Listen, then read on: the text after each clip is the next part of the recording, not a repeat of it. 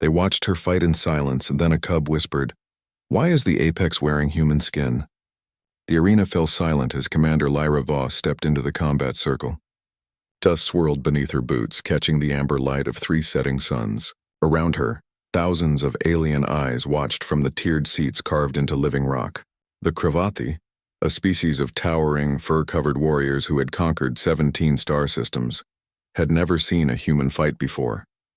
They expected her to die quickly. Lyra rolled her shoulders, feeling the familiar weight of exhaustion in her muscles. 3 days of captivity.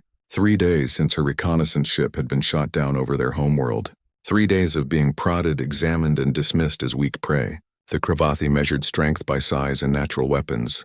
They saw her smooth skin, her small frame, her lack of claws or fangs, and they laughed.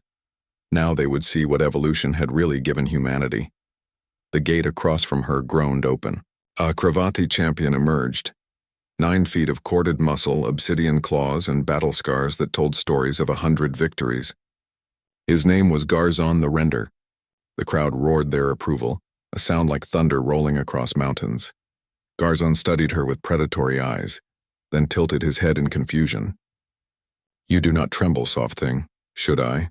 Lyra's voice was calm, almost bored. The champion's confusion deepened. Every prey species they had encountered knew instinctively to fear the Kravathi. But this small creature with its strange, forward-facing eyes showed nothing. No fear scent, no submission posture, nothing.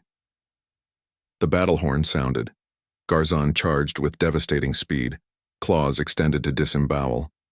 Lyra didn't move until the last possible moment. Then she simply wasn't there. Her body dropped and rolled beneath his strike, her hand flashing out to slash the back of his knee with a blade she'd fashioned from a piece of her ship's hull. The champion stumbled, roaring in surprise more than pain. He spun, faster than something his size should move, but Lyra had already created distance. She circled him with the patience of something that had hunted since the dawn of time. In the stands, a young Kravathi cub named Tiral pressed against his mother's fur. His eyes, still bright with the innocence of youth, tracked the human's movements with growing unease. Something was wrong. Something his instincts were screaming at him to recognize. Garzon attacked again, a series of calculated strikes meant to corner and overwhelm. But Lyra's body moved with unnatural fluidity. Each dodge minimal, each counterstrike surgical. She targeted tendons, nerve clusters, the soft spaces between armored plates of fur and muscle. She didn't try to overpower him. She dismantled him. The crowd's roars began to fade into uncertain murmurs. Humans, they would later learn, were persisters, endurance hunters, a species that had chased prey across continents until their victims collapsed from exhaustion, a species with throwing arms that could kill from a distance, with binocular vision that never lost track of a target, with a cooling system that let them run when all other predators had to rest. But more than that, humans were problem solvers, tool users, a species that had climbed to the top of their world's food chain not through claws or strength, but through relentless patient intelligence. Garzon was bleeding from a dozen wounds now, none fatal but all debilitating. His breathing came in ragged gasps. The human hadn't even broken a sweat. She simply kept moving, kept cutting, kept studying him like a scientist dissecting a specimen. "What are you?" the champion wheezed. Lyra didn't answer. In her mind, she was already 3 moves ahead, calculating angles and timing. This wasn't about honor or glory. This was about survival.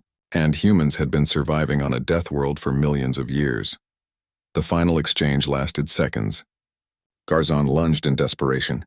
Lyra sidestepped, used his own momentum against him, and drove her makeshift blade through the soft spot at the base of his skull. The champion crashed to the ground and didn't rise. The arena was utterly silent. Lyra stood over the fallen warrior, her chest rising and falling with controlled breaths.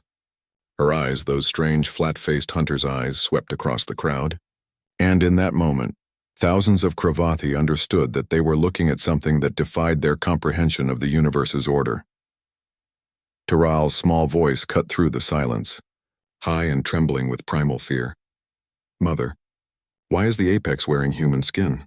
His mother's claws tightened around him. She had no answer, because the cub was right. The thing standing in their arena didn't move like prey. It didn't think like prey. It was something that had crawled its way to the top of a World so hostile that it had forged something terrible. A species that looked harmless but killed with the patience of death itself. The Cravat elders descended into the arena. They circled Lyra carefully, maintaining distance, their body language unconsciously submissive. The pack leader, ancient and scarred, approached with his head slightly lowered. What do humans call themselves? He asked quietly. Lyra wiped the blood from her blade. We have many words. But my favorite? She smiled, and it didn't reach her eyes. Survivors. The pack leader understood. This was a species that didn't need claws because they made them, didn't need fur because they made shelters, didn't need to be the fastest or strongest because they were the smartest, the most adaptable, the most relentless. We will return you to your people, he said. It wasn't a negotiation. It was a plea.